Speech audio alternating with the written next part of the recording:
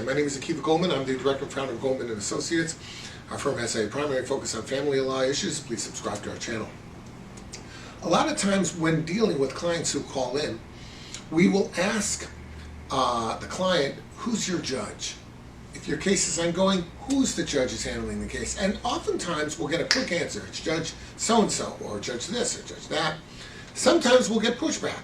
Why do you want to know who the judge is? What's it make a difference? Why does it make a difference in your answer who the judge would be? And how should that factor in your answer?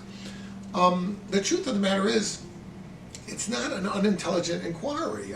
In other words, if you're giving advice, it shouldn't matter who the judge is. The advice, at least theoretically, would be the same for both. But the truth of the matter is, our kind of work that we do, very, very fact-specific and individualistic. And sometimes one particular judge may react one way, and one particular judge may react the other way. So in a situation, for example, where your ex keeps violating the court's order, and you want to know what to expect, that's going to make a big difference. There's going to be a big difference on who the judge is, whose order is being violated. Now, there are some judges who, at the slightest hint of a violation, will hold you in contempt and throw you in jail. There are judges like that.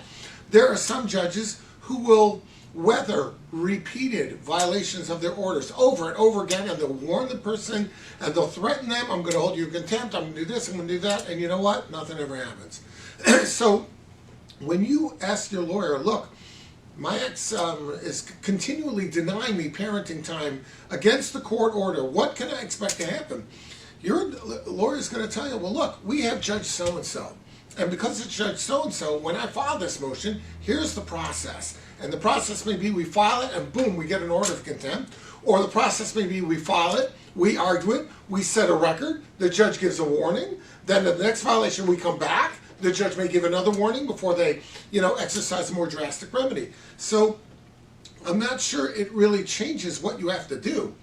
If there's a violation of a court order, you have your lawyer file appropriate motions to hold the person in contempt. But whether or not the judge will exercise an immediate reaction or whether or not the judge will give warnings and stuff like that, that's going to depend a lot on who your individual judge is.